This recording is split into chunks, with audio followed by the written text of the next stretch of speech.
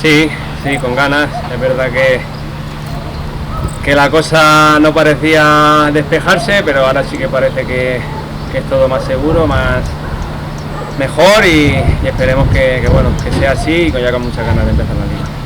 No, físicamente me encuentro muy bien. Es verdad que han sido muchos meses parados, han sido dos meses. Y bueno, es verdad que el ritmo futbolístico igual no va a ser el mejor, pero es verdad que físicamente me encuentro muy bien.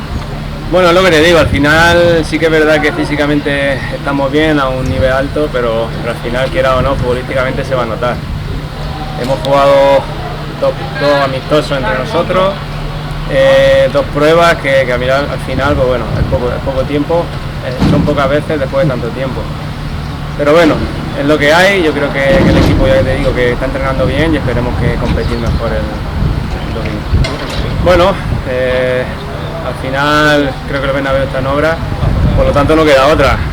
Yo he entrenado allí, no he jugado, pero sé que el campo va a estar bien.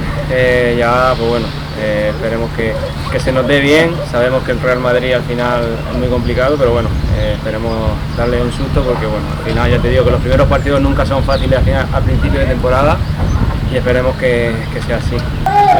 Al final son las mismas medidas.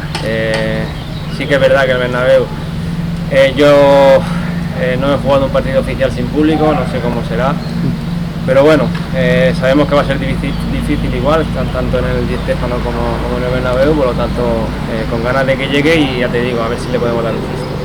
Bueno, al final en muy poco tiempo vamos a jugar muchos partidos.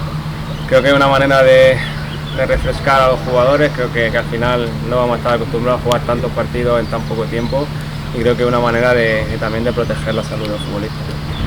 Bueno, ayudar en lo que pueda al equipo. Está claro que tenemos 11 partidos, 11 finales para nosotros.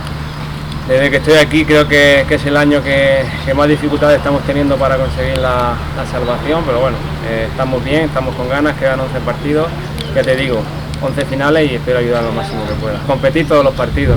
Ahora está claro que en casa sin nuestro público va a ser diferente, pero yo creo que el equipo tiene que competir como venía haciendo. Está claro que este año ya te digo que no se han dado los resultados que esperábamos, pero creo que el equipo está compitiendo bien, ahora está entrenando bien y esperemos que estos 11 partidos compitamos bien y podamos conseguir la salvación.